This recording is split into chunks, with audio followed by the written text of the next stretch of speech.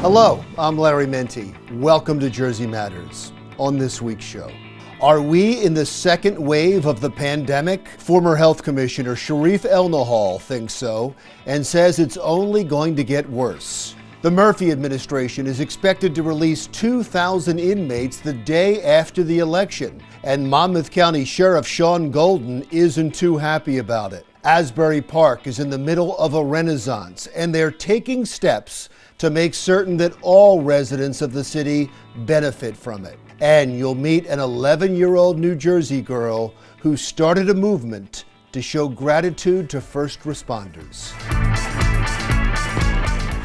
That's all coming up on Jersey Matters, but first, here's my interview with the president and CEO of University Hospital in Newark and former New Jersey Health Commissioner Sharif El-Nahal. Doctor, thanks so much for joining us again. We've had you on several times now because we respect your opinion. And so when we hear you say we're in the second wave now, it's going to get worse, and if there are cracks in the hospital system, they could turn into earthquakes, that's really concerning to a lot of people. Could you explain those comments? Absolutely. So first of all, Larry, the entire state of New Jersey is now in moderate spread, which really means we've begun to be in the second wave. That's sort of the definition that the state and the CDC have used to describe this phenomenon.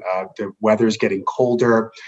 The virus can aerosolize more easily in cold weather, and also people are more inclined to do indoor gatherings, of course, when the weather is cold.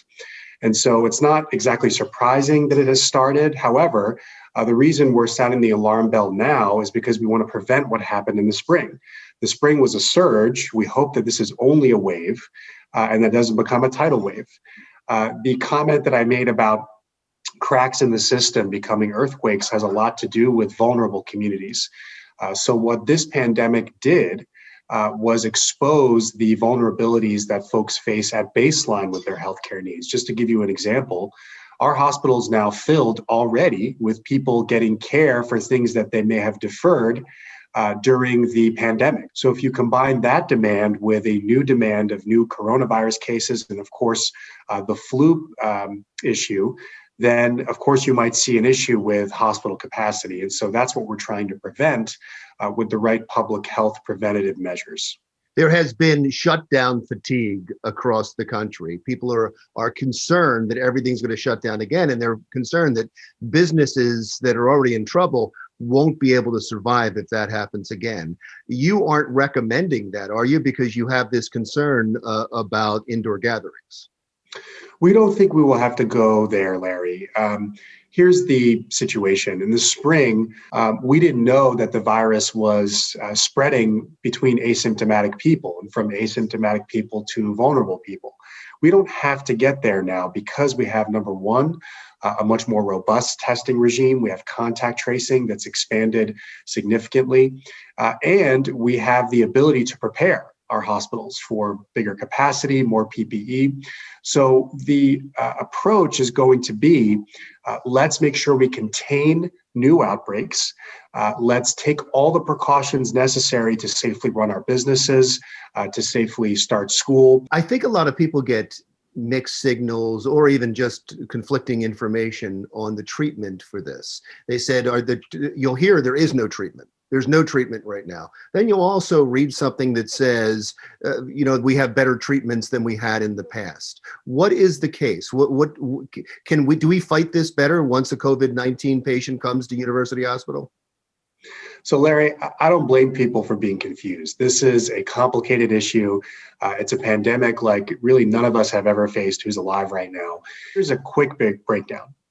If you are sick enough to require a ventilator or hospitalizations, we have therapies now that we know work that we didn't know worked back in the spring. So for example, if you're on a ventilator in the intensive care unit, we give you dexamethasone now. We have a much higher threshold for putting you on a ventilator in the first place because we know that that's really only needed when folks get to a certain level in terms of their care. We had a much earlier time, or a much easier time saying, hey, let's ventilate someone before that turned out to be damaging to a lot of people. So we've gotten better at treating severe disease, which is why you've seen the death rate go down as a percentage of cases significantly. In fact, the CDC this week published something that said the mortality rate now against all positive cases is closer to 7%. Back in folks who were hospitalized before in the spring, it was, in the 20s in terms of percent mortality. So once you get to the hospital, we're much better at treating you. That said, there aren't many therapies, if any, that are approved for use outside of the hospital. So something like a Tamiflu, where if you get diagnosed, you can take something within 24 to 48 hours, and it prevents you from going to the hospital. Remdesivir is promising. We don't know how effective it is yet for folks outside the hospital. We know that it reduces time in the hospital if you have it. But the whole point is we do have better ways of treating this if you require hospitalization.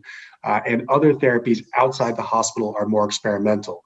For example, the drug Regeneron that the president took was under an emergency use authorization. It's not approved yet because we don't have large-scale data to say that it works. You have to do as much as you can to protect yourself and your loved ones through prevention. I want to switch topics real fast before we say goodbye, because you have some exciting things happening at University Hospital. You're rebranding. The article that I read said this is good for the university. It's also good for the city of Newark. Explain what's going on.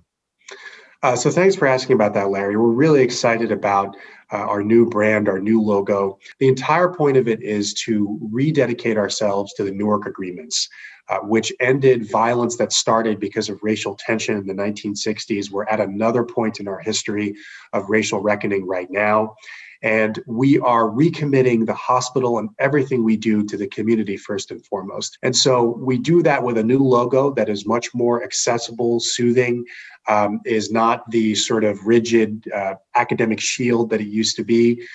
We are prioritizing the community mission over all other missions, including research and academics. Although those are important for us to train the next generation of physicians and trainees, we have to reorient our thinking and say that everything we do is dedicated to the community we serve first and foremost, and everything else has to feed into that mission very diligently and very clearly. Doctor, as always, thanks for your time. That was Sharif El-Nahal, President and CEO of University Hospital. When Jersey Matters continues, contact tracing is vitally important in fighting the pandemic, and Rutgers University is leading the way. We'll explain next.